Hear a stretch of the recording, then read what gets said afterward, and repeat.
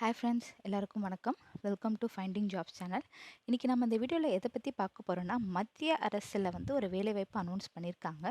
So அதுக்கு யார் யாரெல்லாம் அப்ளை பண்ணலாம், என்னைக்கு லாஸ்ட் டேட் போன்ற முழு தகவலும் நம்ம இந்த வீடியோக்குள்ளே பார்க்கலாம். அதுக்கு முன்னாடி இந்த சேனல் இப்போ தான் நீங்கள் ஃபர்ஸ்ட் டைம் பார்க்குறீங்கன்னா மறக்காமல் இந்த சேனலை சப்ஸ்கிரைப் பண்ணிக்கோங்க. பக்கத்தில் இது மாதிரி ஒரு பெல் ஐக்கன் ஒரு டச் பண்ணி ஆளும் கொடுத்தீங்கன்னா நாங்கள் போகிற எல்லா வீடியோஸுமே உங்களுக்கு அப்டேட்டாக வந்து சேரும்.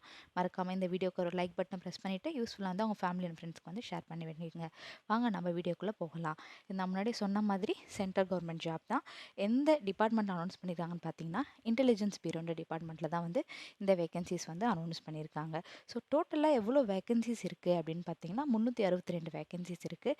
என்ன பொசிஷனுக்கு எடுக்கிறாங்க அப்படின்னு பார்த்தீங்கன்னா, மல்டி டாஸ்கிங் ஸ்டாஃப், அதாவது எம்டிஎஸ்ன்னு சொல்லுவாங்க. ஸோ அந்த பொசிஷனுக்கு தான் வந்து எடுக்கிறாங்க.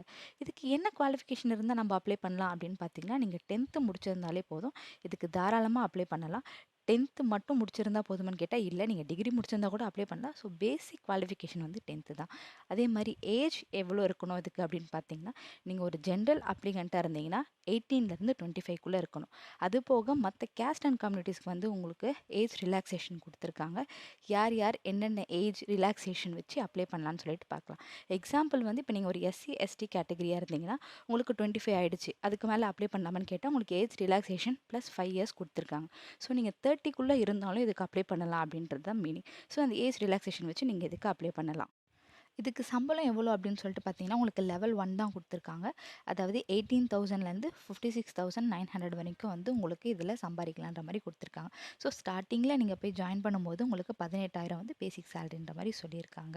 இதுக்கு எப்படி செலக்ட் பண்ணுறாங்க இந்த பொசிஷனுக்கு அப்படின்னு பார்த்தீங்கன்னா, 2 எக்ஸாம்ஸ் இருக்குது. ட்ரைட் 1 அண்ட் ட்ரைட் 2 எக்ஸாம் இருக்குது. அது முடிச்சதுக்கப்புறமா சர்டிஃபிகேட் வெரிஃபிகேஷன் மூலயமா இந்த இதுக்கு வந்து நாங்கள் செலக்ட் பண்ணுறோன்ற மாதிரி உங்களுக்கு டீட்டெயிலாகவே வந்து இதில் கொடுத்துட்டாங்க.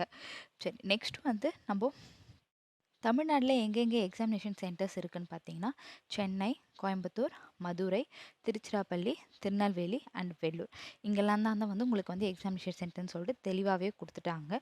ஸோ நீங்கள் இந்த டிஸ்ட்ரிக்ட் தவிர வேறு ஏதாவது டிஸ்ட்ரிக்ட்லேருந்து அப்ளை பண்ணுறீங்கன்னா, உங்களுக்கு நியர்பை டிஸ்ட்ரிக்ட் எது இருக்கோ நீங்கள் அதை ப்ரிஃபரன்ஸில் கொடுத்து அப்ளை பண்ணலாம். ஸோ உங்களுக்கு அங்கே தான் வந்து எக்ஸாம்ஸ் இருக்கும். நெக்ஸ்ட்டு இதுக்கு எவ்வளோ ஃபீஸ் அப்படின்னு பார்த்தீங்கன்னா, நீங்கள் எஸ்சி எஸ்டி இல்லை எக்ஸ் சர்வீஸ்மேன் இல்லை பிடபிள்யூடி அப்ளிகண்ட்டாக இருந்தீங்கன்னா உங்களுக்கு வந்து 550. இப்போ நான் சொன்ன கேஸ்ட் தவிர வேறு எந்த கேஸ்ட்டில் இருந்தாலும் உங்களுக்கு 650 அப்படின்னு சொல்லிட்டு கொடுத்துருக்காங்க. ஸோ இது வந்து ஒரு ஆன்லைன் அப்ளிகேஷன்றதால நீங்கள் பேமெண்ட்டும் வந்து ஆன்லைனில் தான் பே பண்ணுற மாதிரி இருக்கும். நெக்ஸ்ட் இது எப்போத்துலேருந்து அப்ளை பண்ணலாம் அப்படின்னு பார்த்தீங்கன்னா, ஆல்ரெடி வந்து டேட் ஸ்டார்ட் ஆகிடுச்சு. உங்களுக்கு நவம்பர் 22nd அப்ளை பண்ணலான்னு சொல்லியிருக்காங்க. ஸோ எண்டிங் டேட் எப்போ அப்படின்னு பார்த்தீங்கன்னா, உங்களுக்கு 14th டிசம்பர் வரைக்கும் கொடுத்துருக்காங்க. அது வரைக்கும் நீங்கள் ஆன்லைன்லேயே அப்ளை பண்ணலாம்னு சொல்லிட்டு கொடுத்துருக்காங்க. இது வந்து என்னென்ன ஸ்டேட்டில் எவ்வளோ எவ்வளோ போஸ்ட் இருக்குதுன்னு சொல்லிட்டு கொடுத்துருக்காங்க. சென்னை பார்த்தீங்கன்னா, தமிழ்நாட்டில் சென்னை மட்டும்தான் இருக்குது.